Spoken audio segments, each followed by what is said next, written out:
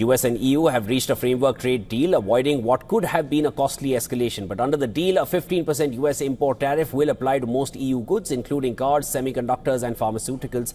European Commission President Ursula von der Leyen called it a deal that brings stability and predictability, while Trump declared that it is the biggest deal ever made.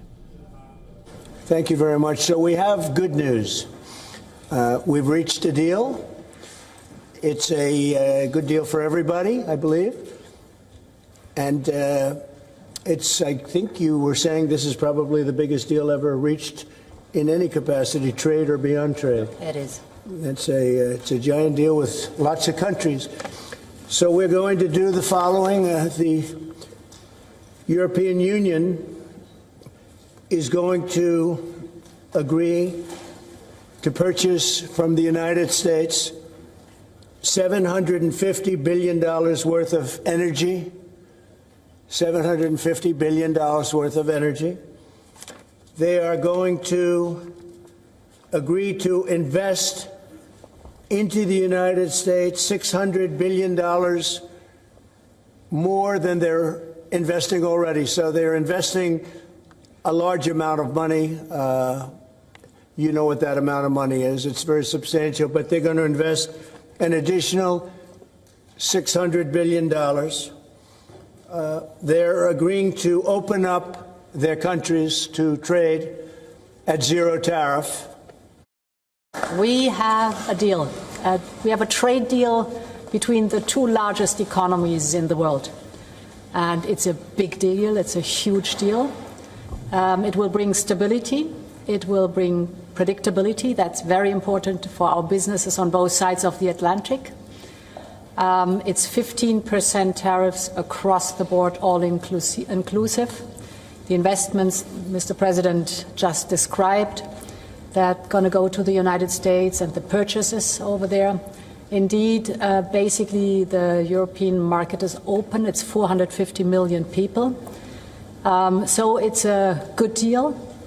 It's a huge deal. Yeah. With tough negotiations. I knew it at the beginning, and it was indeed very tough, but we came to good conclusions for both sides. So again, congratulations and many thanks. Thank you very much. Thank you.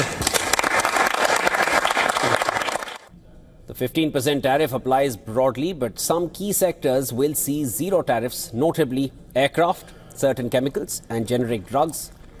Steel and aluminium are excluded from the main deal and will remain under a 50% tariff. While the EU had originally aimed for a 0-for-0 tariff framework, officials see the 15% baseline as preferable to Trump's earlier threat of a 30% levy. The EU also welcomed investments in U.S. LNG as a means to cut the backdoor supply of Russian energy.